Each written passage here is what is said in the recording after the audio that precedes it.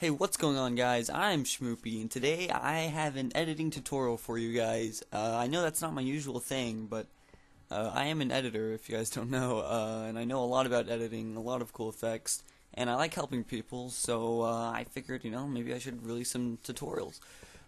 So, the effect we're going to be doing today is the offset transition, which looks a little bit something like this. As you see, we got that nice, just kind of like an old VCR look, how it kind of slides like that, and it's a really smooth transition, and it's actually really easy to do. A beginner can do this, just follow what I do.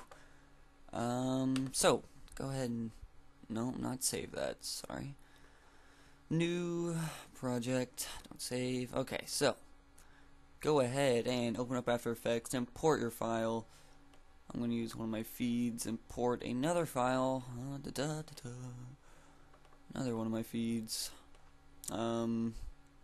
Oops-a-daisy, don't make a new composition with it. Okay, boom.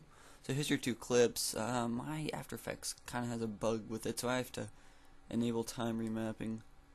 And I just accidentally added an adjustment layer. I don't know how I did that. Okay, so had to add the time remapping there. I'm going to scroll this over. And scroll this over. Okay, so this effect is good for about a 2-second effect. So you're going to go to layer, new, adjustment layer. We're going to trim it down to about 2 seconds. So I'll start about right there. Hit Alt, left bracket. Go over here, hit Alt, right bracket. And that's pretty good. That's pretty close to 2 seconds. So I want to start this when the feed just about ends. So about right there, I'd say. That's when I want to start it, so put that right there, put that right there. Okay, so the main effect we're going to be using today will be offset. So go ahead and type in offset on your little effects toolbar, drag it on there, and you got this little effect right here. So as you see, if you drag these sliders, it'll do the main effect you see there, that's up and down.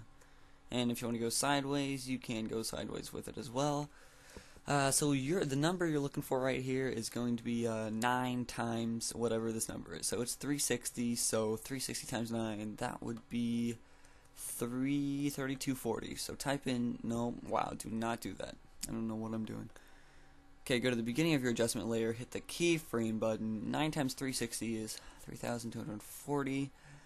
So keyframe it there, go all the way to the end, and boom, keyframe it right back to 360.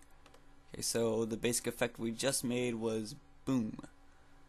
And as you see, that's a little bit like, it doesn't look that good, because you can easily, well, if I'm not an idiot,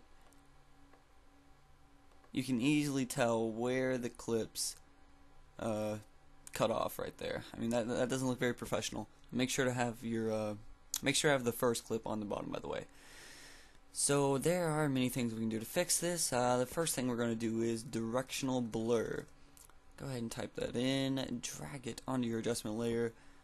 We're going to go to the beginning and hit the keyframe button on the blur length, take it all the way to the middle. Type in about 30, I'd say. Go to the end. And type it back down to 0. So as you see, that makes a little bit of a blur effect, like a motion blur, makes it look a little bit more realistic, but still that cutoff is pretty sharp. So I'm gonna do some more things to change that.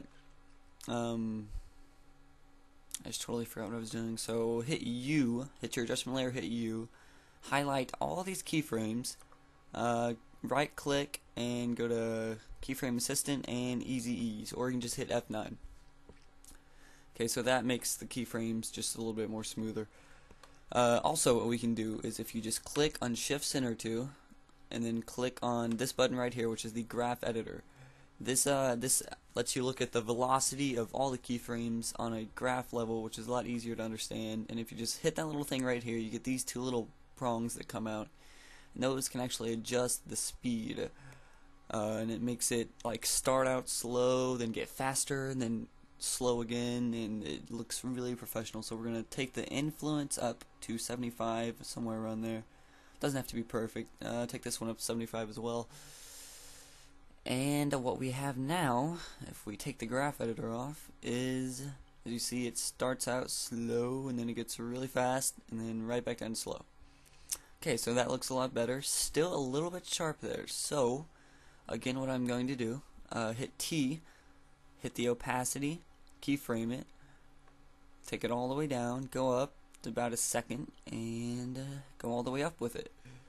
And once again, okay, so actually no, not a second. You're not going to want to do a second. Do about half a second. That way what we have now is that. That makes it look 10 times smoother. Try to put like the very in between the keyframes should be right about the middle of your adjustment layer. So as you see now we have smoothness. That looks really good. We're gonna preview this out, even though you guys already saw it at the beginning. There we go. So boom. That looks pretty good. And the good thing is, if that's too fast for you, just this stretch right here, if you just stretch it out, it literally just, like slows down the effect, so it could look a lot better. I have seen some people don't have that stretch option available right there, so if you don't have that, I'm not sure, maybe look in your view and try to toggle it or something. I'm not sure why it isn't there for some people, but yeah guys, thanks for watching. Be sure to like and favorite, but much more important than that, comment what you guys want to know. Like, if you guys want any tutorial on any effect at all, just comment below. I will make a tutorial over it, or figure out how to do it and then make a tutorial over it. Basically, I will teach you guys if anything you want to know at all. Color corrections. Oh, if you guys want a color correction pack or any kind of editing pack, I got you. So yeah guys, pretty good length. I'm Schmoopy, and I will see you guys later.